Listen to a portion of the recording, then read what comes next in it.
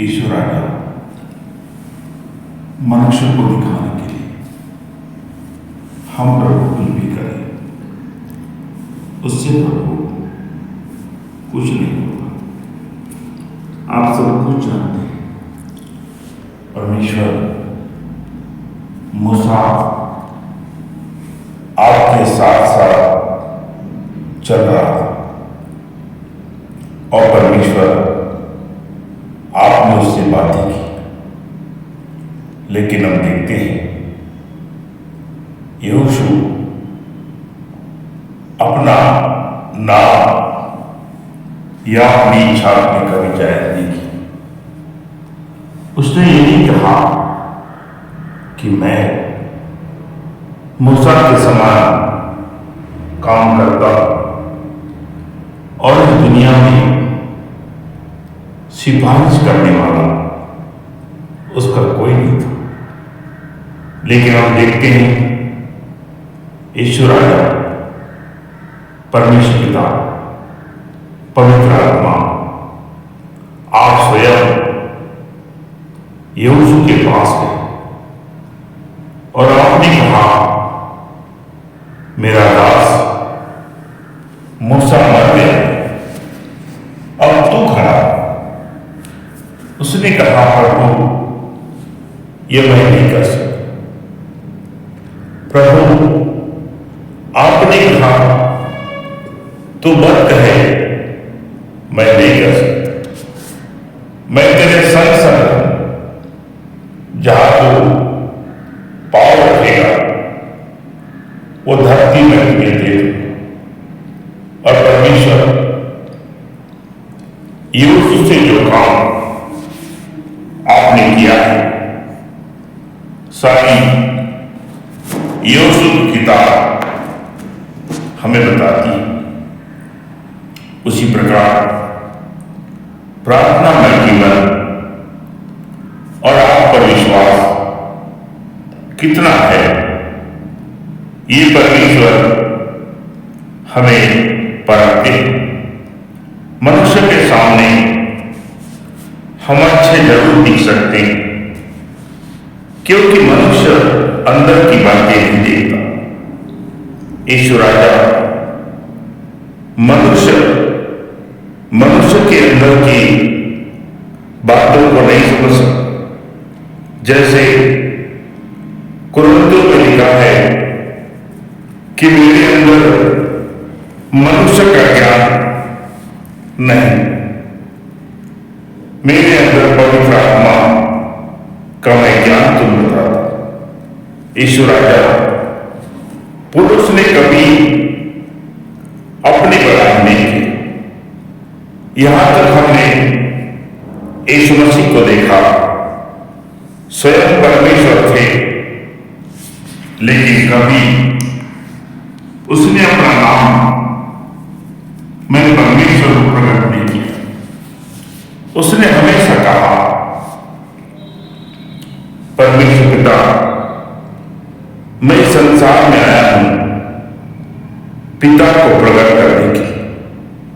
परमेश्वर हमारे कार्य बताएंगे कि हम आपके साथ कितने ईमानदार। आज परमेश्वर लोगों के सामने दिखाते हैं कि मैं आपका बेटा हूं, आपकी बेटी हूं, और मैंने अपने जीवन में एक संकल्प किया है कि तू ही मेरा बेटा है।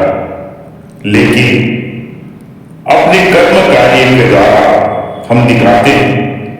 यही तो पौलुस ने अपने रोमियो की पत्री में लिखा है कि तुम कहते तो हो परमेश्वर की आज्ञा भी मानते हो, लेकिन जिस परमेश्वर ने यीशु मसीह को भेजा और उसने उद्धार अन्य जाति का और यहूदियों का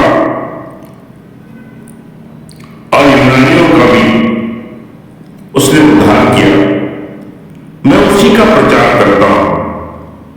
तो उसके प्रचार करने के कारण तुम मुझे कैद में बदनामी में न जाने कितने दुख तुम देते हो। आखिर तक प्रभु पुरुष ने अपने दिल की बात यहूदियों के सामने, यूनानियों के सामने, राजा अग्रिप्पा के सामने, कैसर के सामने, परमेश्वर तमाम फरीसियों के सामने सारी बातें रखा, लेकिन पिता उन्होंने विश्वास नहीं किया। हम देख रहे पवित्र आत्मा यीशु मसीह, आपने हमें विश्वास की आत्मा दिया, समझ दिया, इसलिए हम आपका धन्यवाद करते हैं कि आज का दिन आपने हमें दिया आपके चरणों में आने का। यीशु राजा, पवित्र आत्मा, प्रभु यीशु मसीह, हम आपके चरणों में आए हैं और इसलिए आए हैं कि हमें आपकी जरूरत है। हमें प्रभु आपके बिना हम परमेश्वर जीवित नहीं रह सकते। आपके बिना कुछ भी कर नहीं सकते। यदि कर भी ले तो भी प्रभु हमारा कार्य अधूरा। और अगर आप हमारे साथ हैं, जैसे गीतकार ने कहा, प्रभु मेरे संग संग चलना, तू न चले तो मैं नहीं चलूंगा, तेरे बिना क्या मुझे चलना। यीशु मेरे संग संग चलना। यीशु प्रभु हमारे संग आप चलते हैं, तब हम कुछ कार्य कर पाते हैं। पिताजी, हम किसी बीमार के लिए प्रार्थना करने जाते हैं, यदि वो बीमार चंगा न हो तो प्रभु विश्वास कैसे करें। आपके नाम से हम जाते हैं, जो कि आपने भेजा। आपने कहा मैं तुम्हें भेज रहा हूं, तुम जाओ और मेरे नाम से बीमारों को चंगा करो, दुष्ट आत्माओं को निकालो। ये काम परमेश्वर आपने हमें बताया, लेकिन इतना ही काम काफी नहीं। तुम उसको बताओ, स्वर्ग का राज निकट आ गया है। और स्वर्ग का राज कौन है? स्वर्ग का राज यूहन्ना ने बताया, यीशु मसीह ही स्वर्ग का राज है। यीशु मसीह ही मानव का उद्धार है।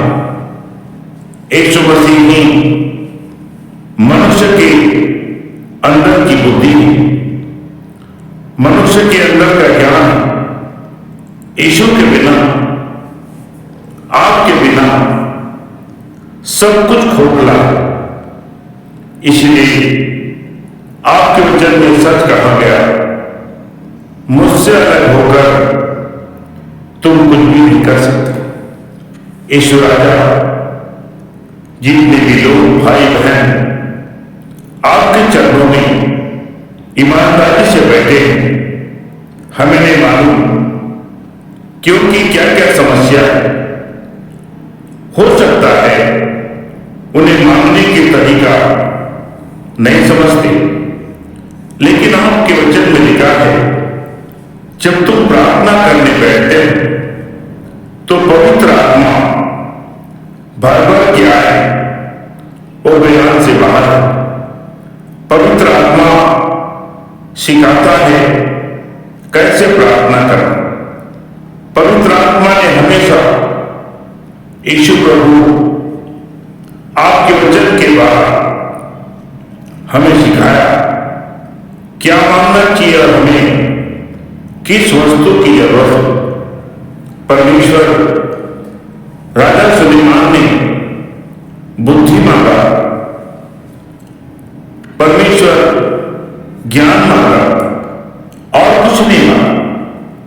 परमेश्वर ने बुद्धि भी दिया, ज्ञान भी दिया और धन भी दिया, आदर भी दिया और महिमा भी दिया।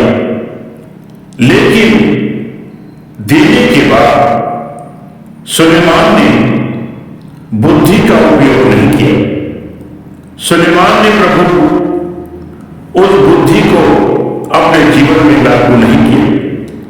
जैसे खुदा ने कहा, तो मिस्र की लड़की मत बनना, मिस्र के घोड़े मत बनना, मिस्र का सोना मत बनना। उसने ये बुद्धि पाकर भी परमेश्वर की बुद्धि को नकारा और परमेश्वर तीनों काम किया।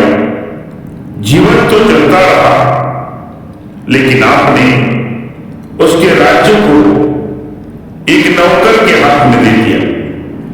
परमेश्वर पिता, आपसे हम मांगते हैं और आप देते हैं, जैसे हम आप देते हैं। लेकिन यदि हम उस बुद्धि के अनुसार अपना जीवन नहीं चलते, तो यीशु राजा आप प्रभु उस कार्य को पलटा देते। यीशु मसीह, हमने कहीं उदाहरण देखी, राजा साउल का जीवन, आपने प्रभु उसको राजा बनाया। शमूएल प्रभु काफी चिंतित था कि जब परमेश्वर मेरा राजा है, तो फिर हमें और राजे की क्या जरूरत। परमेश्वर, आपने बात किया तो क्यों दुखी होता है। उन्होंने मांगा है कि उनका राजा बना चाहिए, उन्होंने मांगा है उन्हें दे। और प्रभु, आपने शाऊल को एक राजा के रूप में प्रस्तुत किया, लेकिन राजा बनने के बाद उसने परमेश्वर की आज्ञा का उल्लंघन किया और उसने कहा, मैं सारी आज्ञा को माना। लेकिन पवित्र आत्मा यीशु मसीह शमूएल ने कहा, परमेश्वर की आज्ञा मानना यही बड़ी मुख्य होम बलि से बड़ी।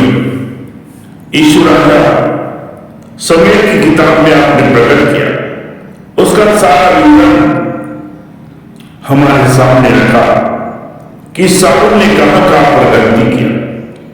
वो आज्ञा पर गिना गया और उसका राज्य तसनस हो गया और दोनों बाप बेटे तलवार की नोक पर परमेश्वर आत्महत्या करके मरे। इसीलिए हमने आपसे बुद्धि मांगा, हमने आपसे ज्ञान मांगा, हमने आपसे समझ मांगा।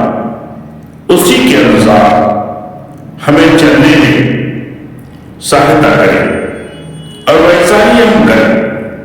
अपनी समझ में समझ कर काम ना करें। जैसे द्वितीय वचन में लिखा है, अपनी समझ का सहारा नहीं लेना। अपने बुद्धिमान अपने आप में मत बनो। यीशु राजा, हम प्रभु, आपने हमें पवित्र आत्मा दिया। पवित्र आत्मा के अंदर आपने परमेश्वर और यीशु मसीह और पवित्र आत्मा का दर्जा एक दिया और वो पवित्र आत्मा हमारे अंदर आपने डाला। उस पवित्र आत्मा की आवाज छोड़कर अपने विचार की आवाज हम क्यों करें।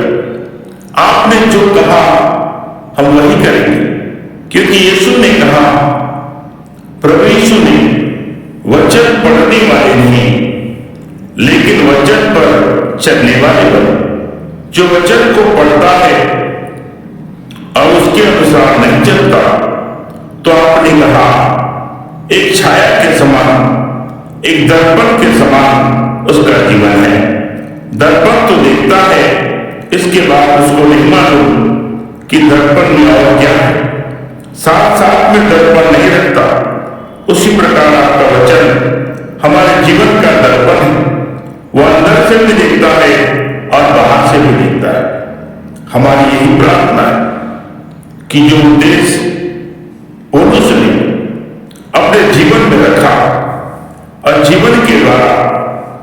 सभी को उसने बताया कि यीशु ही उद्धार करता, यहोवा परमेश्वर ही परमेश्वर है, और शिक्षक, मार्गदर्शक पवित्र आत्मा है।